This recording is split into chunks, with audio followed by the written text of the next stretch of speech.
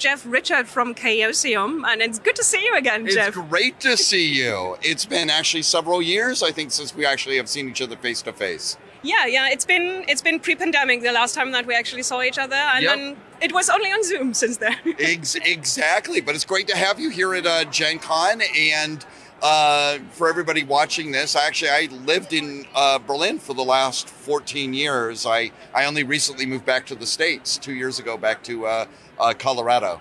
So, hello to everybody. It would have been easier to chat with you face to face a few years back, But now we go to Gencon to meet you, which is absolutely lovely. How's the con dealing? How is the con for you so far? How is it treating you? Well, yesterday we had our best sales day we have ever had at Gencon. So our sales are up quite a lot from the previous best day, and normally Thursdays aren't the strongest day. That's normally Saturday when you get everybody coming in. So far it's been fantastic. I expect later today, probably by the end of today, we will be more or less sold out of the Runequest Cults books. Okay, what are you going to do the rest of the weekend if all your stock is gone? Well, we have lots of lovely stuff. It's we have debuting this year at Gencon. We have the RQ Cults books. So that's the Earth Goddesses, Lightbringers, and Prosopadia. That's for Runequest, and those are player-facing books, and they're just gorgeous. And we've been very, very happy with them. But we also have the new Pendragon starter set, which has done really well. We have the return of basic role-playing, the basic role-playing universal game engine. We have the physical copy of that is debuting here, and that's also been doing very well. We have Regency Cthulhu, and we have Rivers of London all appearing here, and all have done really well this year. So it's been a great year. I think we have a lot of great product, and I don't know what the actual attendance numbers are. My gut is that they're up significantly from last year. Oh, I don't know about last year. Last time we were here was 6 years ago, but it's definitely more than that. Oh, well, yes. Yeah, and Gencon itself, it's always a experience. I mean, the only thing I can ever compare it to is Essenspiel. So it is kind of this amazing festival. You have the trade shows. You've got all the stuff going on at Lucas Oil. It's just, it's the holy temple of RPG gaming events, isn't it? Yeah, it's a bit, and like a family meeting at the same time, just it's like a 25,000 people family. Oh, well, exactly. It's 25,000. In one hall. Oh, well, there you are. No, it's great. That's part of also like the Gencon experience is seeing friends that you see once a year and reconnecting. And of course, for us at Chaosium, it's also showing off our new product and seeing the happy faces of people going off with, hopefully a new gaming experience. So all in all, it's just awesome. You had a signing a little bit ago. So tell me about what have you been working on for the last few years? Yeah, so I'm primarily involved in Runequest and Pendragon. So I was signing the Cults books, which has been something actually I had been working on with Greg before he passed away. And that's been a project that Greg had wanted to do something like this since the early 80s. And it built up, and we finally figured out how we thought we should do this and do it in a way that is as interesting for the player and for the reader as possible. But that's been my big project for the last couple of years, because one of the things we decided to do on that one is we brought on a fantastic French artist, Loïc Mouzy, who's primarily known for the beautiful Call of Cthulhu material he did for the French editions of Call of Cthulhu. He did the bulk of the art in the book, and then we brought on another French gallery artist, Agatha Pité, who does did these amazing mural style pictures of the Pantheons. It's just gorgeous. And having, it's a 10-book series, and having a handful of artists do all of the work on that, made it, a little bit of logistically absurd in terms of writing that. But now, now that's all done, and the books we're able to start releasing the books out on a quarterly basis, and they're just absolutely gorgeous to see out. And now I'm moving over to getting out we just released the starter set for Pendragon, and first quarter next year we'll have the Knight's book and Grey Knight adventures for Pendragon. And then I think my main writing assignment now is finishing up the Runequest campaign. So it's basically the Runequest equivalent of the Pendragon Boy King Great Arthur campaign, or Great Grand Pendragon campaign, which we've been calling the Great Argrath campaign. But so we've got a lot. There's just an awful lot that now is going to be coming out for Runequest and Pendragon every quarter.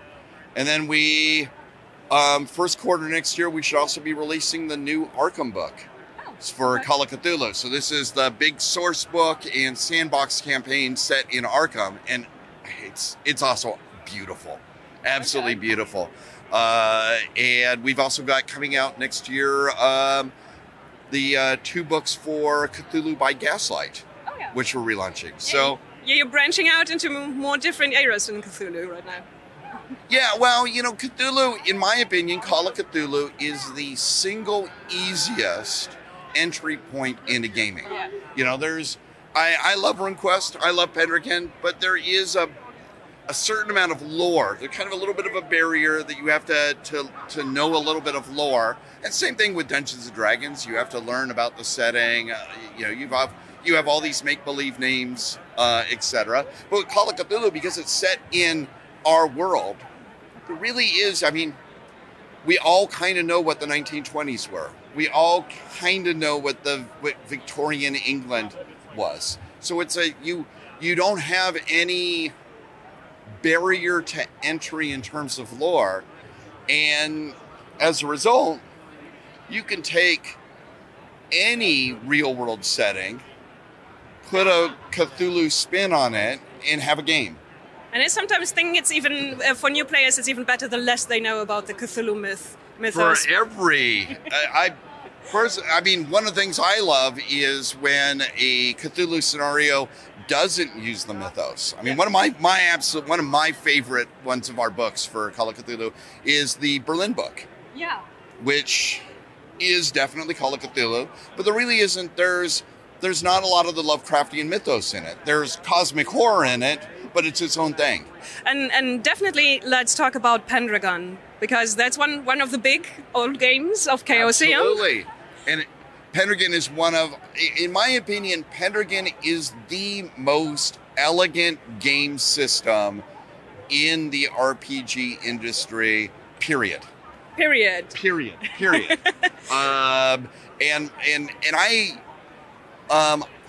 I think Glorantha was Greg Stafford's literary masterpiece, but Pendragon is his masterpiece of game design, because the entire system, everything in it is there to support the theme and content of the setting and nothing more. So did you even have to change much to get it ready for modern times? Well, actually, the version that we're releasing now, this is Greg. Greg had been working on it for the last 10 years of his life. So this is Greg's. Greg considered this to be his director's cut final version of Pendragon. And, you know, Greg passed away too early and too soon, but he was mostly finished with it, and we were able to wrap up his work on this and get it get it ready relatively easily, and then give it the art treatment. One of the things that Pendragon always kind of suffered for was lack of additional product support and art. And you know, we put the whole Runequest art team on Pendragon. It's a gorgeous book, and you know, we will be supporting that with a full range of supplements on this to be coming out next year. And how's it being received so far? Is there still a place in modern TTRPGs for Arthurian sagas and drama? Well, certainly sales would say so. Okay. But also I think though that the themes in Pendragon, which is how if we strip it all down, it's the story of flawed people. Or basically, you know, your Arthurian knight is a knight. They're an aristocratic thug who are trying to reach this ideal, this chivalric ideal, and there's always this gap. So a lot of the Pendragon story isn't really about knights fight. Obviously, you have knights fighting with knights and with giants and all of that, but it's really about them wrestling with their with being human. Yeah, being human and being flawed humans. And it's one of the most intensely psychological games. You know, you really play your character. Your character fails more not because of, you know, stupid combat ideas, but because your character is psychologically flawed, is brave when they should be, when they maybe shouldn't be so brave. They're reckless when maybe they should be prudent. And it's one of the things that's what I really love about the game is that you're really role-playing a three-dimensional character. And I think there's always going to be a room for that. And the Arthur myth is so central. I mean, it's hidden a lot, and a lot of us don't realize how universal it is in fantasy, but it underlies so, you know, the whole once and future king. How much of the Lord of the Rings is to some extent influenced by that? You know, how much of modern quasi-medieval fantasy is built off the Arthurian romances, and I'd suggest it's an awful lot of it. So it feels familiar even if you haven't read, any Arthurian myth, or your only direct experience of the Arthur story or crappy movies in the last 20 years. Yeah, because the DNA is still in all fantasy and all medieval stuff. Right. Exactly. And it's one of the things that we as a company, we try to be really aware of is that, you know, RPGs are about stories, and that they're about, a lot of them are really deeply embedded stories in literature and other media. And Arthur is one of the big ones. Yeah. Well, thank you so much. And I'm looking forward to all the mythos, all the myths, and all the cults, and all the stories you're bringing to us in the future. Thank you so much, and have a wonderful Gencon. Same to you. Paul here is one of the co-authors of the Rivers of London RPG. Yes, and first of all, congratulations. It's a good book. So thank you very much. Thank you. That's good to hear. And you're up for one of the Annies. So. Yes, we are. We're up for Best Rules and Product of the Year. Okay. So fingers crossed for this evening. Oh yeah. And let's talk a little bit about the rules. I've played it already, and I found it's one of the lowest threshold of the basic role-playing games, basically. So what was your design philosophy when you went about to take the percent system and throw Rivers of London at it? So I think one of the key things in the design was that we were aware that Ben Aaronovitch's novels are very popular. So this could be a gateway for new players. So we wanted to make it very appealing to new people.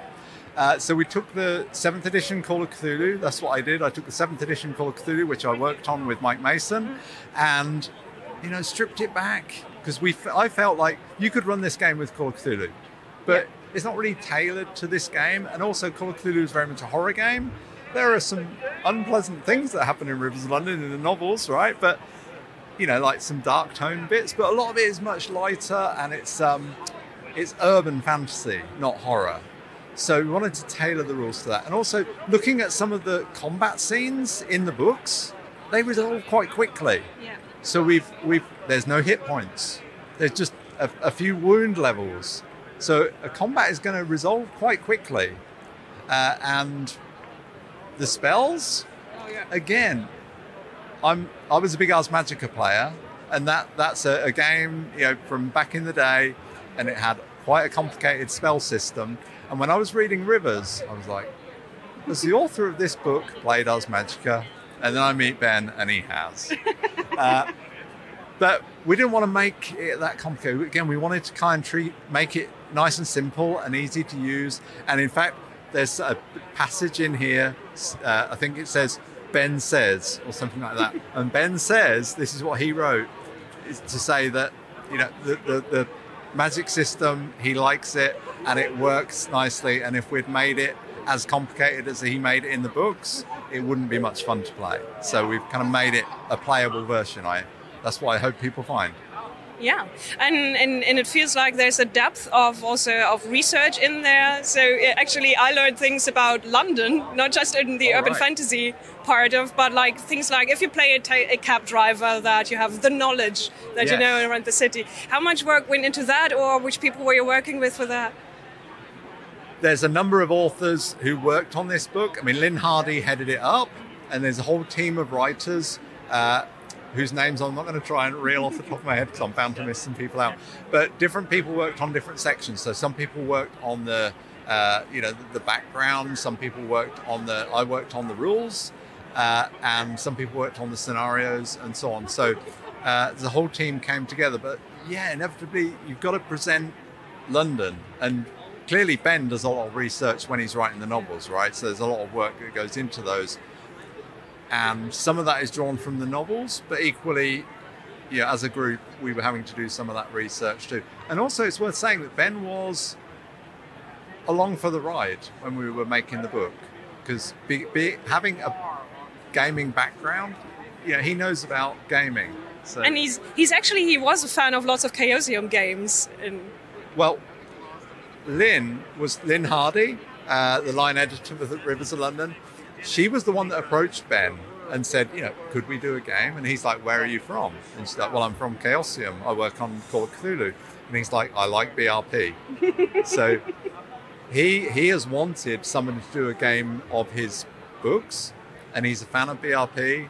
So it's like, this is what he wants to happen. And he wanted a role-playing game of his book. So it's all worked out nicely. Okay, what's in the future for Rivers of London? So, like Ben himself, he's very prolific. There's lots of stuff coming out, and it's branching out, comics and everything. So, I hope Rivers of London is going to have a lot of things coming in the future too. I mean, I love talking to Ben, because when you talk to Ben, he's just talking about future things and characters in Rivers of London. He's very immersed in it. He's very creative. But on the gaming side, Lynn right now is working on the American setting book. Mm-hmm. So the core book, it's got London in the title, so it's London based.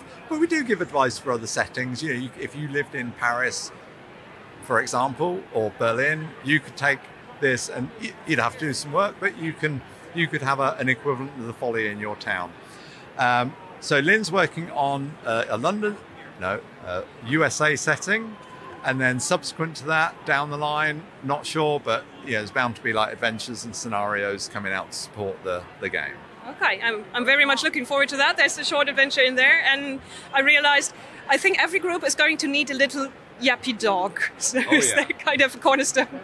This one's sealed up, but there's a great picture of you know what the name is, escaped me? but the dog that's not Toby. Yeah, Toby. Yes, that's it. Yes. So there are stats for Toby. Mm-hmm. Yeah, very important. Stat Toby up. Okay, thank you so much, and I'm looking forward to what's coming next for Rivers of London, the RPG, and fingers crossed for the Eddies. Fingers crossed. Thank you very much. We're with Aaron from Paizo at Gencon, and honestly, we have a little bit to catch up on, considering I haven't played Pathfinder for a little bit. I'm sorry. That's all right. But as Paizo is a very prolific publisher, and there's lots of coming out, can you give us a little bit of an overview? What is the new stuff at Gencon this year? Absolutely, yes. My name's Aaron Shanks. I'm the Director of Marketing at Paizo, and welcome everyone. It's good to have you here. So Pathfinder 2nd Edition was launched here at Gencon in 2019, and we've been busy, have many different hardcover books and adventures now. What's new this year is a rule book called Rage of Elements, Pathfinder Rage of Elements. This one is exciting because it introduces the classical elements, reintroduces the classical elements of fire, air, earth, and water, but we've also added the Asian-inspired elements of wood and metal, so that there are 6 elements and 6 elemental planes within this book, so that you can have a much more diverse and well-rounded character with that you can pull from different cultures to create that character. It also has player options, elemental-themed player options for barbarians and wizards and spellcasters, and introduces a new class called the Kineticist. Really, the Kineticist existed in Pathfinder 1st Edition. We playtested it last year in an open playtest in which people got to see a draft of the character class and play with it and give us feedback. And now we've polished that up and finalized it and printed it in Rage of Elements. So the Kineticist class is now available, and you can choose any one of the 6 different elements to play. It's fun because some of those elements, like fire, are blasters. You can do a lot of damage and fling fire all day long. But some of the other elements, like wood, have more healing properties and more add vitality to your character. So there's some diversity within the elements that you can choose. So that's in our hardcover rule books line, which is mostly rules, but also maybe 20% lore. Secondarily, our new release is High Helm. High Helm is a dwarven citadel, a dwarven metropolis inside of a mountain. And this is part of our Lost Omens setting books. The Lost Omen books are more lore and less rules. Mm-hmm. So it's a lot of narrative. It's a way to understand where your character, what motivates them, who they are, and what dwarves are like within our Lost Omens setting. It actually is a great book that ties into a new adventure that we've launched, an adventure path called Sky King's Tomb, so that you can play an adventure that's set in High Helm and under High Helm. That released today. I did grab a copy of it, but High Helm is the new adventure path. Or pardon me, High Helm is the new hardcover setting book, and Sky King's Tomb is the new adventure path that works with it. Also at Gencon this year, we make a science fantasy role-playing game called Starfinder. The newest book for Starfinder, this is a rule book called Ports of Call.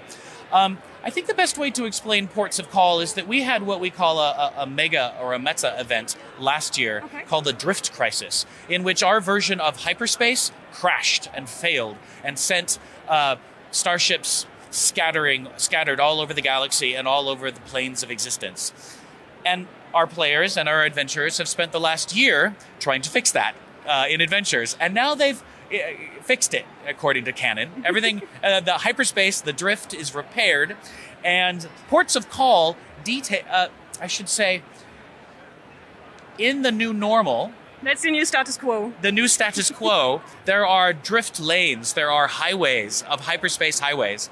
And those highways go to some very important places. And so Ports of Call details 10 different very important places within the Starfinder setting to help deepen your adventures there.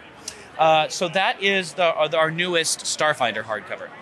And that's what's here and new and hot at Gencon this year. And we've made some great announcements about the future of Pathfinder that include a playtest for another class. So 2 more classes will be playtested starting September 1st. That will be a free download that everyone can participate in. If you go to pathfinderplaytest.com right around September 1st, we would welcome you to join us in the process of working on those 2 new unannounced classes. Okay. I can tell you that those classes they tie into a meta or mega event in the Pathfinder world that will soon happen. We've recently announced that one of the major gods in our setting, there are about 20 of them, will die. And that will cause chaos. And these 2 new classes will be tied into that divine deity chaos that ensues. We've announced that there will be a novel that ties into this event, our first novel in many years, and of course many hardcovers, rulebooks, and adventures that come out of this crisis. So that's something to look forward to in Pathfinder.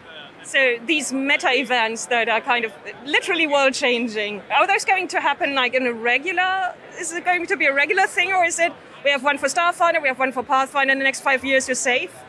That's a good question that I don't actually know the answer to yet, because it's relatively new here. And in a future interview, we save that question for the next interview, I should say, because you may have more insights. Certainly, it's last year in Starfinder was the first time I've seen that, and next year in Pathfinder is the first time I've seen that. Certainly, when we launched Pathfinder First Edition 20 years ago, the main crisis of the world was called the World Wound. There was a canyon, a rift in the earth, and demons were pouring out of it. And adventurers solved that problem. Certainly at the beginning of Pathfinder 2nd Edition, Tar-Baphon, our evil lich, undead necromancer, escaped from his prison. And that was a big meta event in the world of Pathfinder that tied to the launch of Pathfinder. So certainly this next meta event, it isn't happening annually, but it's going to be a big deal. So I would say we use these events sparingly to create adventurous moments that hopefully will last for years to come. And that looks like the future of Pathfinder at the moment.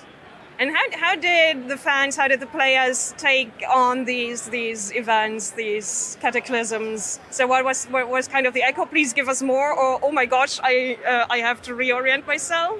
It means you change a lot in backgrounds and stuff like that. Yes, well, some of our adventures have endings that don't affect the world very much, and some of them have very world-changing adventures, and sometimes those are in the form of our adventure paths that are multiple episodes, and sometimes they're just a standalone single book, but it's very epic in nature. And the fans seem to like both. And sometimes it's fun to just be a circus performer and have an adventure, and or make sure that a festival goes off well, an annual festival. And sometimes it's important to save the multiverse. So I think the fans like the variety that we create. We actually publish a great many adventures, and we don't expect every adventure to appeal to every fan. So we try to create a diversity of adventures so that people can choose what appeals to them.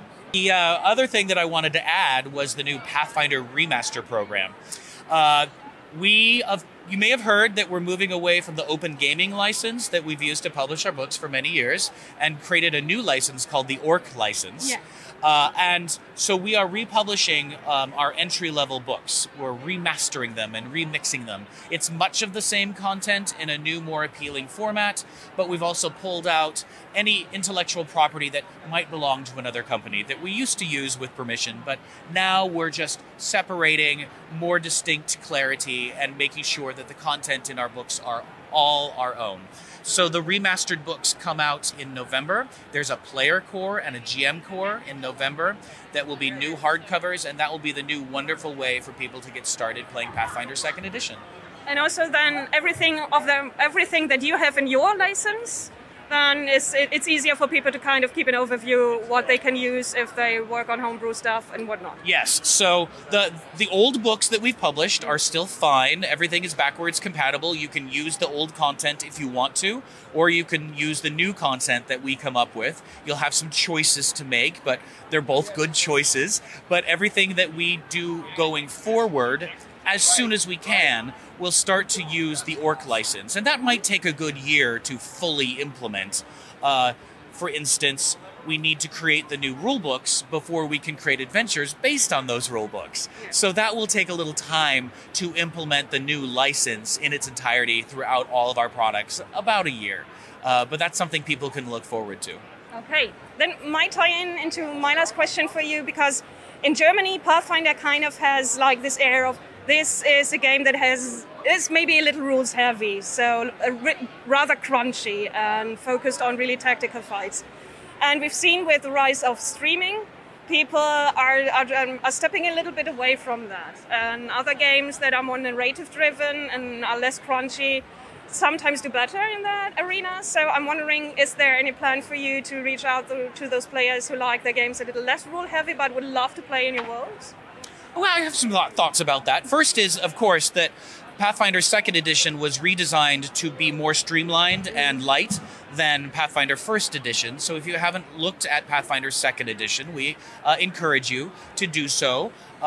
It has a lot of rules options, but you can limit what you produce on your stream so that it's everything you want, but nothing you can stop where you'd like to. So I'd encourage people to use what they like the best.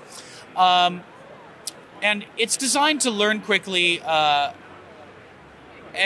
still be very narrative and character-based. We have deep character customization, lots of options that I think people really enjoy, having their character concepts fleshed out by rules that support them, so that the choices you make with your character in terms of role-playing have an impact on your game.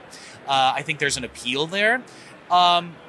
Alternatively, we do have a license with Savage Worlds for Pathfinder, which is known to be a lighter rules set, and we have a good relationship. So you can play Pathfinder with the Savage Worlds rules and see if you like that better.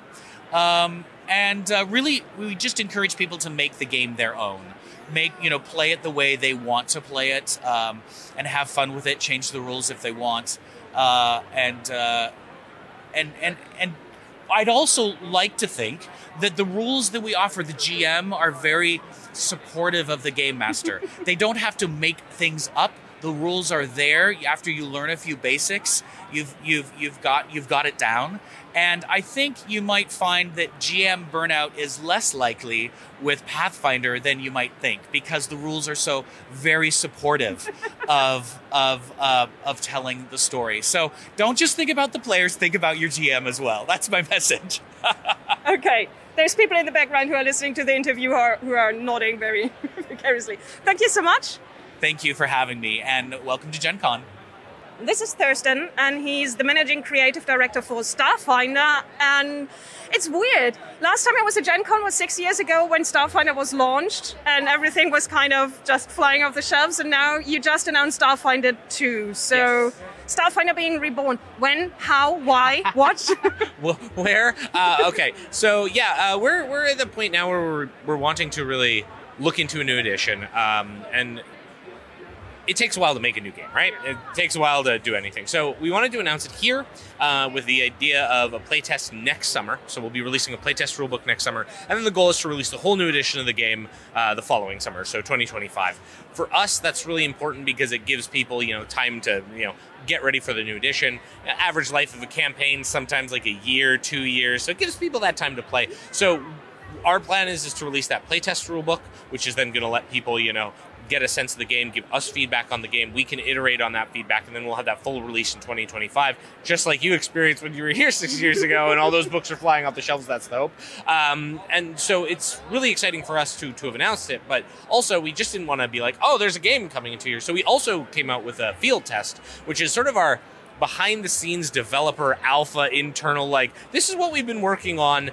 There are some things in here that don't work, and we know they don't work. In fact, we're already fixing them, but we want to provide that to the community and show the community, like, this is the direction we're taking. Because the big news out of this is that Starfinder 2nd Edition is going to be fully compatible with Pathfinder 2nd Edition. So these Starfinder and Pathfinder will now work on the same game engine, and in fact will be 100% compatible. You can take any rules from Pathfinder, put them in your Starfinder games, take any rules from Starfinder, put them in your Pathfinder game.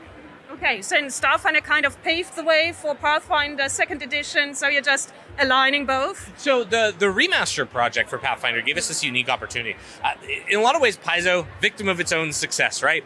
We come out with Starfinder. Everyone likes a bunch of changes in Starfinder. We come out with Pathfinder 2nd Edition. For the next 6 years, I keep hearing, Thirsty, when are we getting 3-action economy? And it's like, well, we're working on it. And now, with the remaster, it lets us align these games in a really close time frame. So now we won't have that stumbling of one game has slightly more advanced, game mechanics or something people really like. It lets us put them on on parity so that, these games can both shine in their own ways. So in which way are you kind of leaning, or what are you looking at to rules-wise? How is the feeling of the game going to change? What are you planning? Okay, so the game, we want it to, still hit on a lot of things that are key to Starfinder. We want that cantina feel, lots of different alien species, ancestries that we have out there. But we also want the game to have classes that are unique, that feel different. For example, the soldier class we just released, it's not a space fighter. We wanted to avoid that because we're going to have the fighter, and the fighter is going to be compatible with our game now. So the soldier, for example, is a class that specializes in big area of effect attacks. Mm-hmm. And so it lets us explore these different niches that you only really get in a sci-fi game. So we're looking at that. The Mystic is a type of divine and primal caster, but they can do healing in a way we haven't done before. They can create we call it a vitality network with all their friends, and then they can just shift hit points between them. So with 3-action economy too, the big tech that comes out of Pathfinder 2nd Edition, we can really change how classes play and have some interplay that didn't exist in the old you get a standard, a move, and with 3 actions we can actually play more in how your turns feel. So that's been really exciting for us. Okay. And we just heard about the big world-changing events, you had a meta event in Starfinder. And well, Aaron was kind of, we don't know yet how often that is going to happen. But, you now have this big impact. Then there's going to be 2nd edition in Starfinder. So it's kind of one big thing after another. Is it going to kind of go on in the future? Oh, absolutely. I mean, we're going to open up Starfinder 2nd edition. We're going to blow up one of the planets in our core setting. So that's a thing we're going to do. I mean, You got to have some big events, right? And it can't be all the time because they lose their impact. But we want to start off this edition. One thing with Starfinder 1st edition, for example, was it really set a board. This was a whole new setting for us. It had some elements, but it was mostly a new setting, right?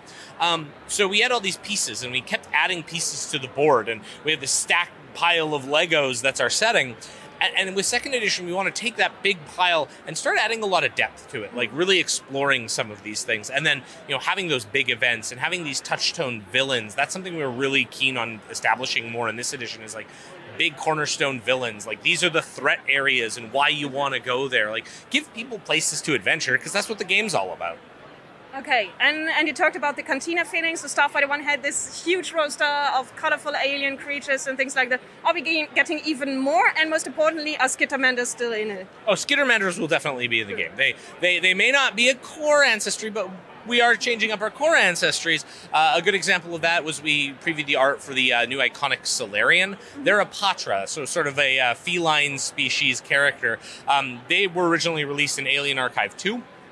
They're a member of the Veskarium, which is sort of the Vesk are reptilian people. They're sort of a little warlike empire. In 2nd edition, the Patra have freed their homeworld of Polonus. It's no longer Vesk 6, because the Vesk had this great way of they'd conquer a planet and add a number to the end of it. Their planet's back to being Polonus, and Polonus is actually going to be a new pact world in our game. Okay. So, for the first time, we're going to have our core of the setting, the pact worlds, which is in the Galarian system, the Pathfinder star system. We're going to have a pact world that's not in that star system. So, we're doing these changes, and with ancestries, the Veskarium has a bunch of different ancestries.